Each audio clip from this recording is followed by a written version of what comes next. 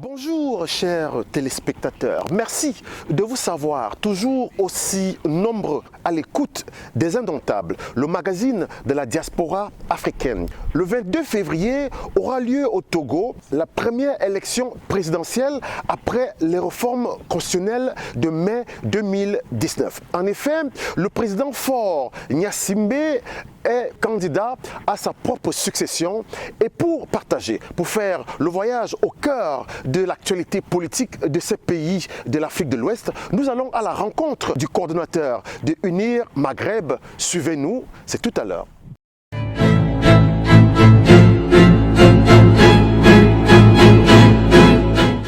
Bonjour Monsieur Abassa Kokouvi Baïli. Merci de nous donner l'opportunité de partager au sujet de l'actualité politique de votre pays. Et donc, comment déjà vous portez-vous à l'aube de l'an 2020? Merci, et je me porte bien. L'année a bien débuté. Comment se porte Unir Maghreb? Avant de répondre à votre question, permettez-moi de présenter mes voeux les meilleurs aux premiers dirigeants de notre parti politique uni et à tous les militants, à toutes les instances dirigeantes de notre parti, à tous les militants et sympathisants de notre grand parti uni, de leur présenter mes voeux de santé, de prospérité, de paix profonde, de la grâce divine, et que l'année soit couronnée de succès pour nous tous. Pour venir à votre question, je dirais qu'Unir Maghreb se porte très très bien, à l'image de Unir, le grand parti uni en général. Alors, Unir Maghreb se porte bien, il se porte bien alors qu'on sait que le 22 février 2020 aura lieu juste après les réformes constitutionnelles de mai 2019, la première élection présidentielle. Alors, aujourd'hui, on sait que de manière peu commune, le parti a reconduit le président Faure Esozima Gnassingbé comme candidat à cette élection. Déjà, est-ce qu'à un moment donné, vous n'avez pas l'impression que quelque chose manque? Rien ne manque. C'est plutôt la confirmation de la suprématie de cette grande personnalité, cet homme d'État qui est le président de notre grand parti uni. Je dirais même que c'est attentatoire à la volonté populaire s'il ne se représente pas. Mais on sait généralement qu'avant, effectivement, de conduire, de porter de manière systématique un candidat, généralement, il y a un congrès. Oui, notre grand parti uni a organisé un congrès en 2017. En octobre 2017, où le chef de l'État actuel a été choisi comme président de notre grand parti uni. Bon, conformément au statut de notre grand parti, notamment l'article 27, les instances dirigeantes du parti se réunissent pour désigner le candidat de notre parti, ce qui s'est fait tout récemment le 7 janvier 2020. Avant d'en arriver à ce niveau, j'aimerais vous dire que ce choix est beaucoup plus démocratique, d'autant plus que avant le 7 janvier, notre parti a organisé une tournée nationale où ils sont partis dans les hameaux reculés pour écouter les militants et les sympathisants de notre grand parti dans les préfectures, dans les cantons, dans les couches à la base.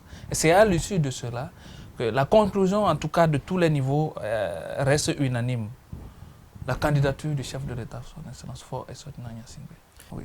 Effectivement, à la fin de cette réunion, comme nous tous nous l'attendions, nous les militants du parti, il nous a dit oui. Un oui qui nous reconforte, un oui qui nous permet d'aller conquérir le pouvoir, un oui au vu des bilans qu'il a déjà enregistré. La candidature de son Excellence Faure Esozima Gnassingbé ne souffre donc d'aucun doute. Mais seulement, il va devoir faire face à 9 autres candidats de l'opposition qui sont en lice. Alors, croyez-vous effectivement que votre candidat a toutes les chances de briguer un nouveau mandat? Il a toutes les chances possibles. Il est vrai que nous ne minimisons pas les 9 autres candidats. Bon, du moins c'est ceux qui ont déposé leur candidature à la CENI. la Cour constitutionnelle va étudier les dossiers et retenir ceux qui respectent les conditions. Mais bien avant cela, tous ces candidats sont des candidats potentiels que nous reconnaissons. Mais face à eux, ils ont un grand homme, un homme d'État, un homme qui travaille pour le développement de notre pays. Mais un homme qui travaille pour le développement de notre pays, à un moment donné, il faudrait qu'il fasse déjà le bilan. Et c'est quoi le bilan? Nous avons un grand bilan à défendre. Nous avons un très grand bilan à défendre. Vous allez actuellement au Togo, tout bouge. Pourquoi je dis que tout bouge? Économiquement parlant, le Togo s'est lancé sur un vaste chantier de développement sous la conduite du chef de l'État actuel, notre président, Faure Essongena Gnassingbé. Il a révolutionné tous les secteurs de l'économie nationale. C'est un homme qui écoute beaucoup son opposition. C'est un homme qui a dans son cœur l'humilité, le bien-être de tous les Togolais. Et quels sont les faits d'armes? Actuellement, dans la sous-région ouest-africaine, c'est le Togo seul, bon, grâce à Dieu, mais aussi à la vision éclairée et au travail du chef de l'État actuel. Nous ne connaissons pas ce que les gens sont en train de vivre dans les autres pays en matière de sécurité. Donc, en matière de sécurité, paix, nous sommes le champion dans la sous-région. Au-delà de la sécurité, sur le plan politique, les réformes ont été opérées. Toutes les exigences de l'opposition ont connu d'ouverture de notre chef de l'État. Vous imaginez qu'au Togo, le plus grand parti politique de notre pays s'est uni, qui est majorité à l'Assemblée nationale et majorité présidentielle, qui accepte ouvrir un débat politique avec l'esprit d'ouverture du chef de l'État, à opérer les réformes pour limiter le nombre de mandats, alors que dans la sous-région ouest-africaine, presque tous les pays veulent enlever ce verrou de limitation de mandats. C'est déjà une fierté. Mais au-delà effectivement de tous ces grands actes politiques dont vous faites mention ici, est-ce que le Togolais de tous les jours, est-ce que la ménagère, est-ce que le jeune qui n'a pas d'emploi, à un moment donné, a une visibilité? Oui, il est vrai que tout n'est pas rose. Mais comparativement aux années passées, le Togo a opéré des vraies réformes économiques qui permettent aujourd'hui d'employer, au niveau de la sous-région, aujourd'hui nous enregistrons le taux de chômage le moins possible dans la sous-région. Est-ce qu'il y a quelques chantiers structurants que vous pouvez citer ici qui à un moment donné ont absorbé cette masse de jeunes à un moment donné qui sont à la recherche d'un emploi? Oui, le grand chantier actuellement qui a absorbé beaucoup d'emplois, c'est l'agriculture.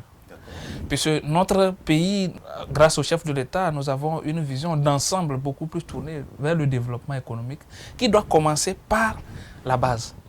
Donc l'agriculture, qui doit révolutionner l'économie de notre pays. Mais je pense autour d'un plan, autour du plan national de développement. Est-ce que vous pouvez nous parler effectivement des grands axes de ce plan national?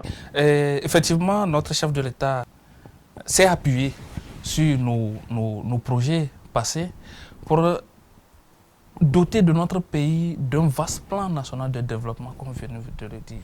Un plan national de développement qui est chiffré à plus de 5 milliards de dollars, dont 35% de ce budget serait de financement public. Et 65% est réservé au secteur privé, dont les investisseurs que nous sommes à leur recherche actuellement, activement, pour investir dans notre pays. Ce plan est défini autour de 3 axes qui sont mettre en place un hub logistique d'excellence et un centre d'affaires de premier ordre dans la sous-région ouest-africaine. Ce axe se base sur nos valeurs nos acquis, qui sont notre port autonome de Lomé, qui est l'unique port à eau profonde de la sous-région ouest africaine, notre positionnement géographique par rapport à la sous-région, qui fait de nous la porte d'entrée des investisseurs en Afrique de l'Ouest. Le deuxième axe de ce plan, c'est de développer les pôles de transformation agricole, manufacturier et d'industrie extractive, qui, ce côté, se base sur nos valeurs agricoles.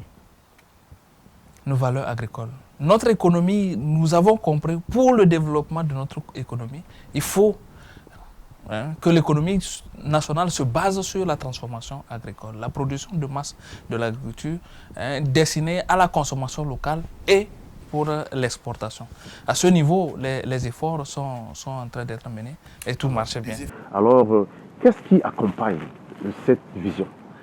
Bon, avant de répondre à cette question, permettez-moi de vous citer le troisième axe du plan national de développement, qui est la consolidation du développement social et de renforcer le mécanisme d'inclusion sociale dans notre pays.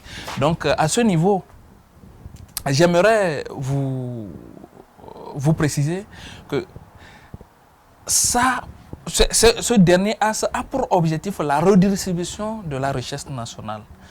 La transformation de l'économie et comme on appelle des infrastructures, le développement du secteur agricole va apporter de la richesse au pays et cette richesse sera redistribuée à la population. Mais au-delà de ce niveau, il faut comprendre que ce plan national de développement ambitionne comme on appelle, créer 500 000 emplois. 500 000 emplois de 2018 à 2022. Et c'est un plan qui est déjà en marche. Pour pouvoir mener à bien un tel projet, 500 000 emplois, c'est quand même assez ambitieux. Alors, le secteur privé a-t-il aujourd'hui suffisamment, a-t-il une visibilité assez conséquente? Je pense ici notamment récemment au forum d'affaires qu'il y a eu avec l'Union européenne. Y a-t-il eu des promesses? Y a-t-il aujourd'hui, sur le plan pragmatique, des actions qui sont en train d'être prises? Exactement. Avant de parler même de ce forum économique Togo-Union européenne qui s'est tenu tout récemment dans notre pays, j'aimerais d'abord vous faire savoir que le gouvernement a créé un cadre de discussion avec le secteur privé où chacun est médecin. Le secteur privé et le gouvernement s'accordent sur des projets de développement de notre pays. En fait, c'est de permettre à ce secteur privé de trouver un terreau fertile de développement de notre pays. Puisque, au niveau de l'emploi, effectivement, comme vous venez de le dire, le secteur public ne peut pas employer tout le monde. Donc, c'est le secteur privé qui va faire le grand effort. Et pour permettre au secteur privé d'employer plusieurs personnes, le gouvernement accorde des facilités vraiment très louables au secteur privé de développer l'économie nationale. Les gens sont venus déjà installer, je parle notamment du géant Dangote de la sous-région, qui a commencé son investissement dans notre pays. Au-delà de Dangote, les opérateurs économiques du Maroc qui ont pensé à investir dans notre pays, et ceux de l'Union européenne, qui sont beaucoup plus, comment on appelle, visés à ce moment, actuellement sont en train de se bousculer pour investir dans notre pays.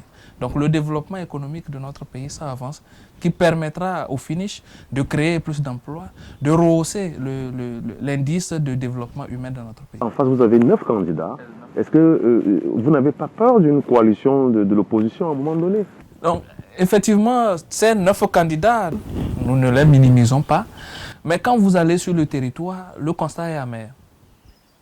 Alors, vous estimez que vos adversaires ne peuvent pas faire le poids? Ils n'ont pas d'argument. Nous considérons que c'est déjà plié 2020 pour notre parti, c'est déjà plié. D'accord, je vous souhaite une bonne chance. Merci. Donc, chers téléspectateurs, nous vous disons merci d'avoir partagé avec nous, de nous avoir suivis, de faire effectivement ce voyage au cœur de l'actualité politique du Togo. C'est le 22 février. Nous ne sommes pas à notre dernier échange à ce sujet. Si effectivement, monsieur le coordinateur du NI Maghreb nous accorde encore l'opportunité, nous n'hésiterons pas effectivement de réunir vers vous. Ok, merci beaucoup.